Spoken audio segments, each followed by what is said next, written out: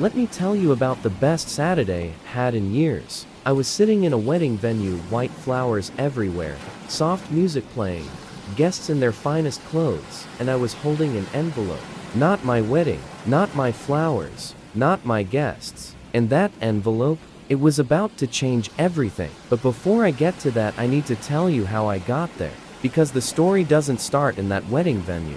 It starts 2 years earlier, in a marriage I thought was solid, with a man I thought I knew, and a best friend I thought I could trust. I was wrong about all three. My name is Claire. I met David at 26. He was charming, funny, the kind of guy who remembered your coffee order and showed up with it on bad days.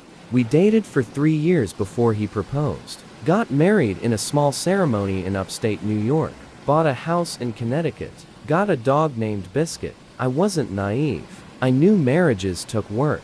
We had our rough patches, the stress of buying the house, a job change that hit my confidence hard, a period in year 4 where we were more roommates than partners. We went to couples therapy. We pushed through. I thought that was just what marriage looked like up close. What I didn't know was that somewhere in year 3, David had started texting Ashley. Ashley, who I had known since college. Ashley, who had been a bridesmaid at my wedding. Ashley, who had sat across from me at dinners and smiled and asked how David and I were doing. That Ashley. I found out on a Tuesday afternoon in November. I'd come home early from work, migraine, sent home by my boss. Just wanted to lie down. David's laptop was open on the kitchen counter. He'd left it unlocked. I wasn't snooping. I wasn't suspicious. I was just walking past, and I saw her name in his inbox. I stood there for probably 30 seconds before I opened it. 2 years. 2 years of messages.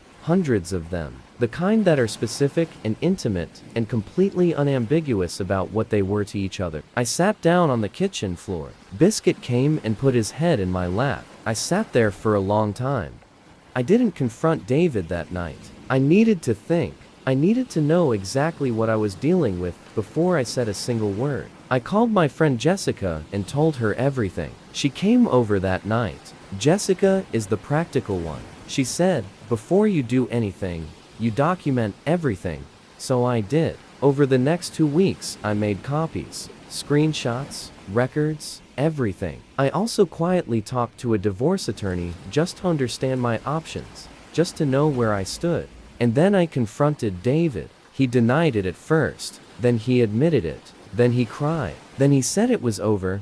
It had been over for months. It meant nothing. Then he said he loved me. Then he said he was sorry. Then he said something about not being happy for a long time, which was supposed to explain something, but just made everything worse. I remember being very calm. Not because I wasn't devastated. I was. But there was this clarity that had settled over me. Like something in me had already processed the worst of it while I was sitting on the kitchen floor with Biscuit. I asked him to leave that night. He did. The divorce took 7 months. I kept the house for a year, and then sold it. Too many memories in every corner. Biscuit stayed with me. He's still with me. Best decision I ever made. Keeping that dog. I moved to a smaller place in the city. Got a promotion at work. Funny how much mental energy frees up when you're not quietly managing a broken marriage. Started running in the mornings. Made new friends. Lost touch with the mutual ones, which hurt for a while and then didn't. I was okay. Some days I was better than okay. But there were nights. You know the kind. The 2 a.m. kind where your brain decides now is the perfect time to replay everything. The moments you should have seen. The dinners with Ashley where I laughed at her jokes and refilled her wine glass and had absolutely no idea. The year of couples therapy where David sat across from our therapist and talked about wanting to reconnect with me while simultaneously texting Ashley from the parking lot. Those nights were rough. I dealt with it. I kept moving. I built my life. I told myself I was done.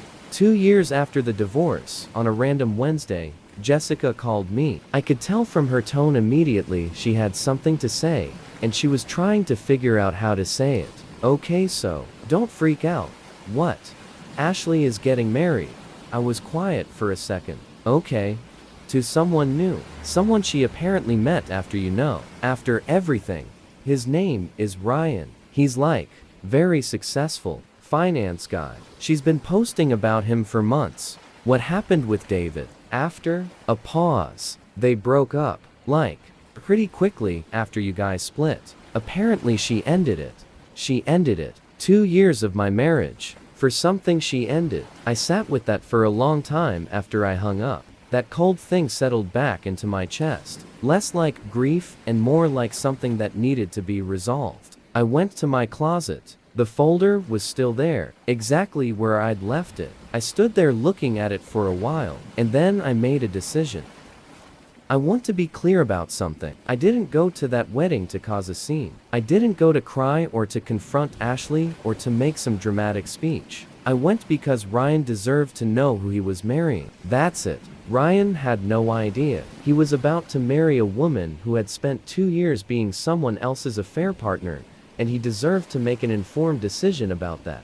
So I prepared carefully. I selected the evidence that was most relevant and most clear. Photos. A printed selection of messages. Bank records that showed shared hotel stays. I put it in a clean envelope.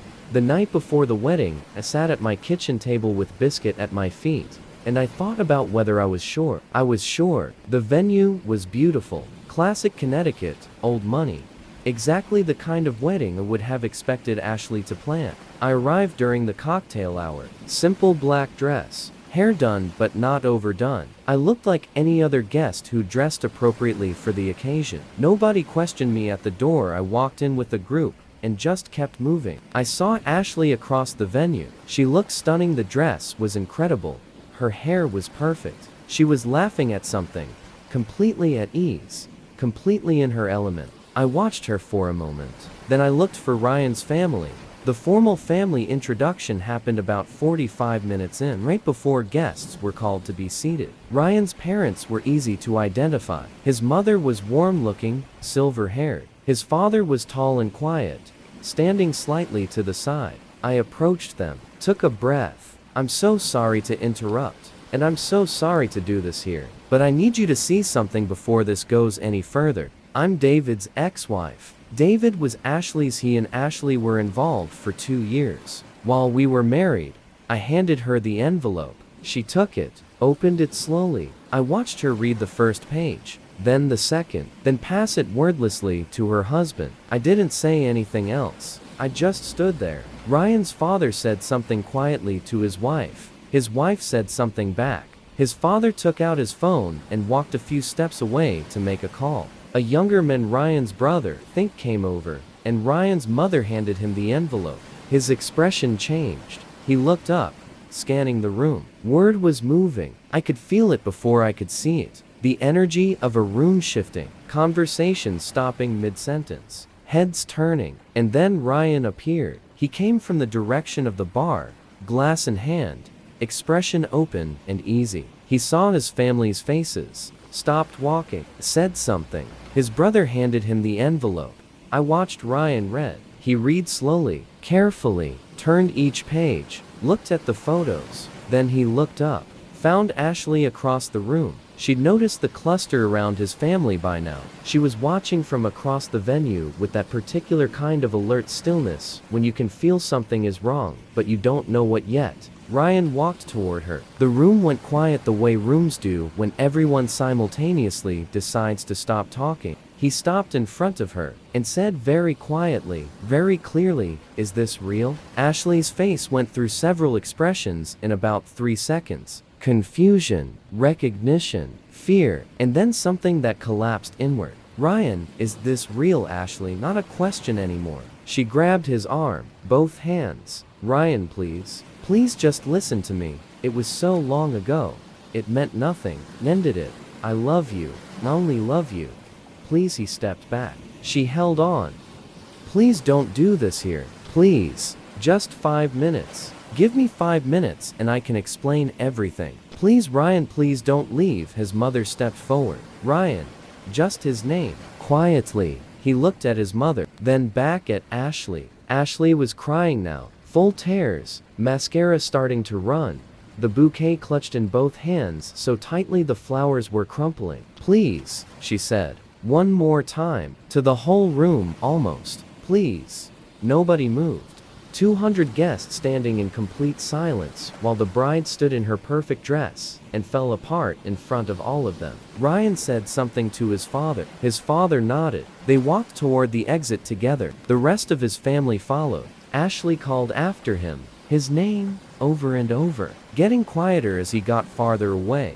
And then she was just standing there, in the middle of the empty dance floor, in her wedding dress, surrounded by all the flowers and all the tables and all the people she had invited to celebrate her. Nobody went to her. I left before the crying got louder, walked to my car, parked 3 blocks away, sat in the driver's seat for a minute, and then I laughed. Not a mean laugh, not triumphant, just released. The kind of laugh that comes out when something that has been sitting on your chest for 2 years finally lifts. She had spent 2 years dismantling my marriage. Then she ended it herself, found a new man, built a new life that looked from the outside like everything worked out for her just fine. And she almost got away with it. Almost. I drove home, made coffee, sat by the window with biscuit in my lap. The sun was coming through the glass just right. I thought about David, not with anger, just the quiet acknowledgement that he existed and that chapter was closed. I thought about Ryan, who I hoped would be okay, who deserved better, who now at least had the chance to choose better. That felt like enough. I scratched Biscuit behind the ears. Good boy, I told him. He had no idea what had just happened. Neither did I, really. I just knew it was finally, completely over.